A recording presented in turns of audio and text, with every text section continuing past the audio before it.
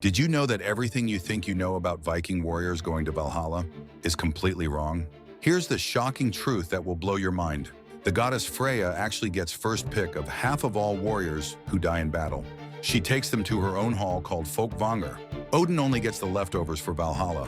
Picture this fierce goddess soaring over battlefields wearing a magical falcon feather cloak. She literally decides who lives and who dies. As the leader of the Valkyries, she handpicks the bravest warriors for her own army. But here's where it gets wild. Freya earned her power by seducing 4 dwarves to get the magical necklace Brisingamen. This gave her incredible battle magic. Vikings actually prayed to her, not Odin, for victory in war. And the most mind-blowing part? Valhalla was basically Odin's backup plan. The real elite warriors went to Folkvanger. Freya's army was the god's first line of defense against Ragnarok. So next time someone mentions Valhalla, remind them who really ruled the afterlife.